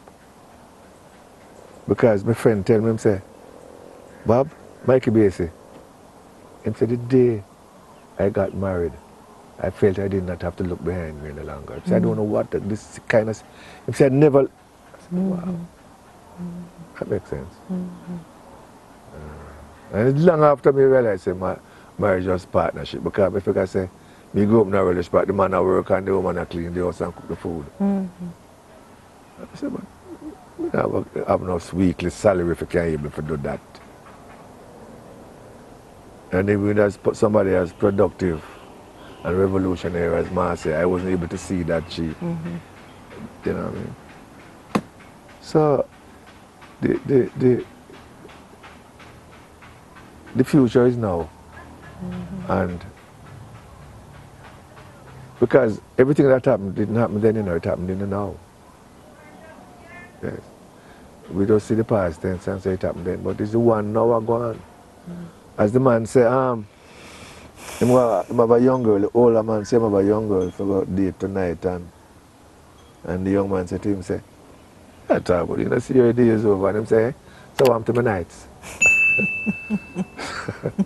So I them little thing they just show me say, even the dumb and the ignorant have their say. And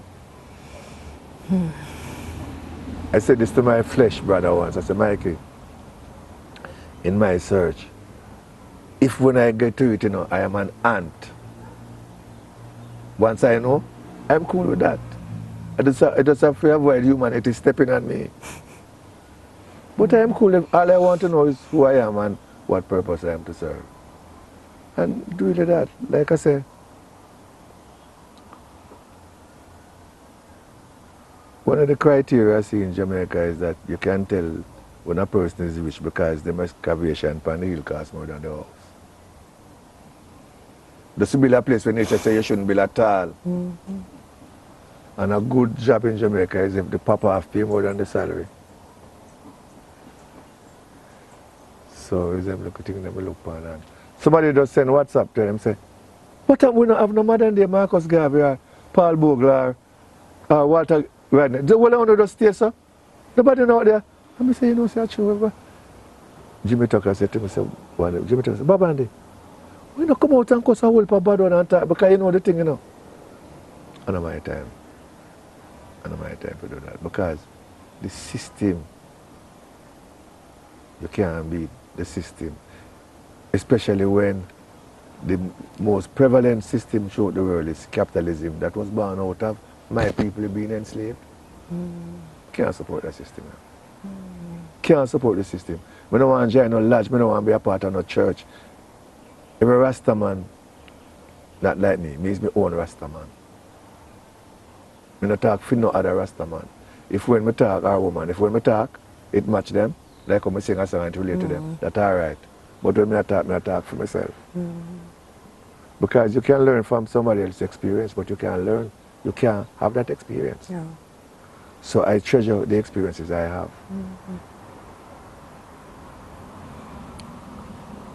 And them look away the thing go. You know what I mean? You would see me and them say, you can tell the front runners because you can see the mark of the spears in their back. All them look at things that people they say, right, some honor look man have some philosophy. That is, but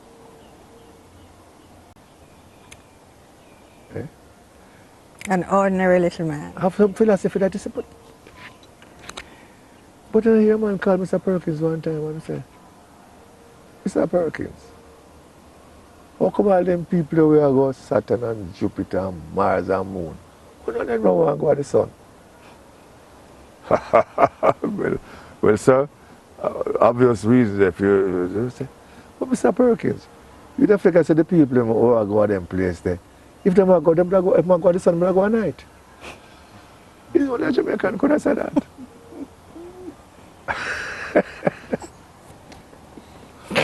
And them say about Mr. Perkins, then the other argument is, oh, Sister P have so much doctorate around her and she don't seem to get no advice to make us progressive because we don't say nothing. And Mr. Perkins says, so what do you think that is all about? Them say, I think we don't spend so much time in academia that you get a PhD, permanent head damage. And them the thing they keep me. Because ordinary man just have a take, a Jamaican logical take on this. And you can't question it. Right.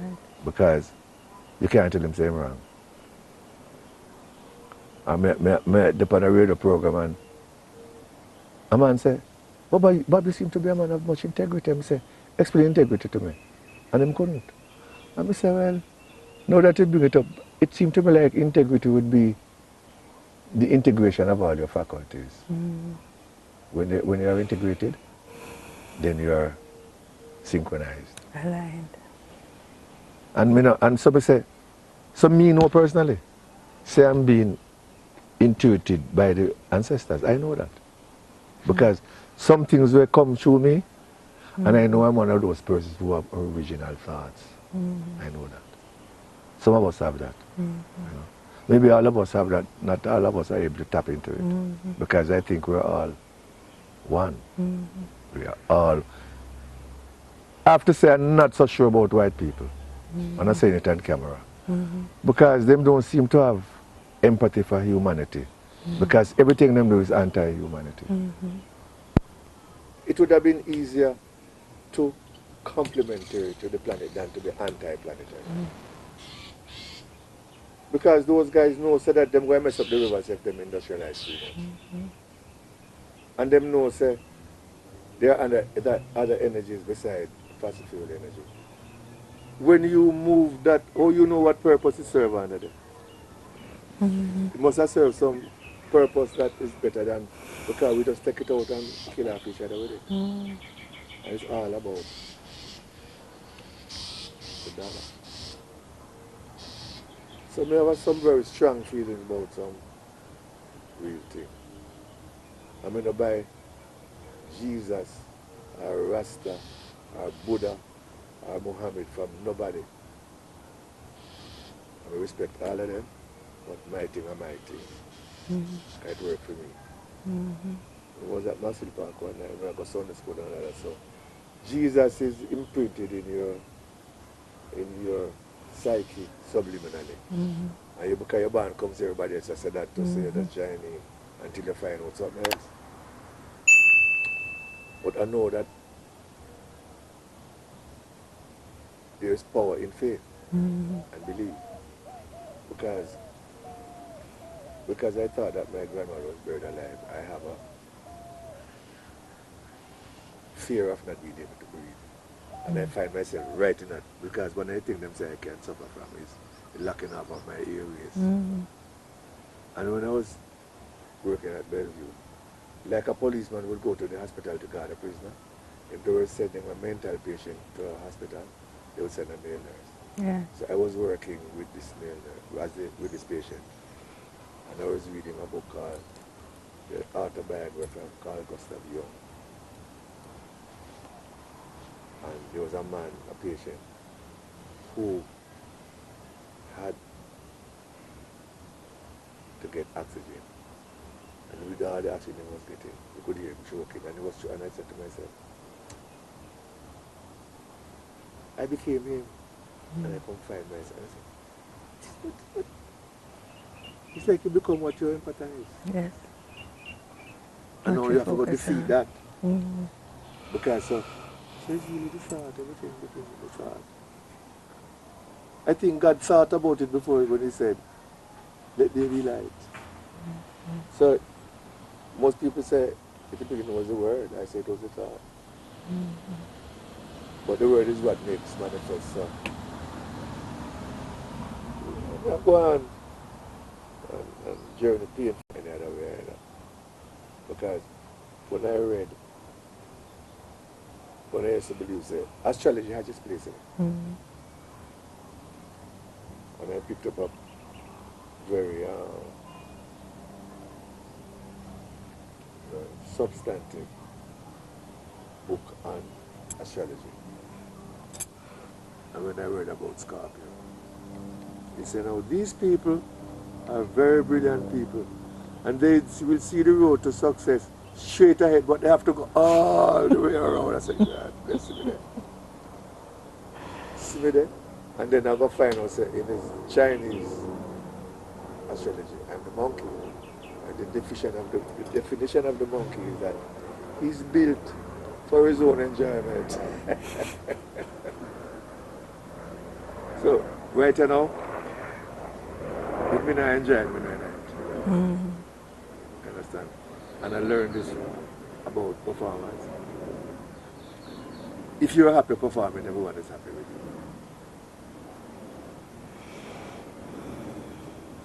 Still don't speak. Can I ask one final question before because we have to wrap it up?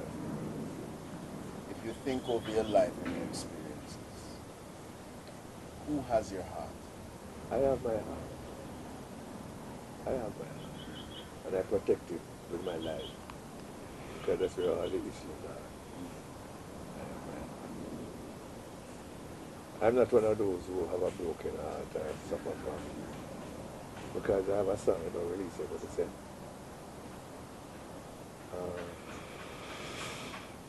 you said you'd never fall in love again.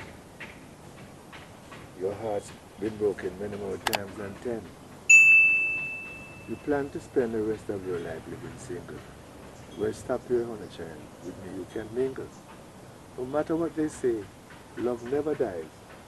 You may lose a lover, but love's river never dries. So, it's them kind of thing there. That's that. If your happiness depends on someone else, and they leave, your happiness gone. I was telling my daughter yesterday, so if you happy living on your own, and somebody come live with you, and you're happy still with them, and them leave you, and you're still happy, what can that person bring to your table? Your own happiness.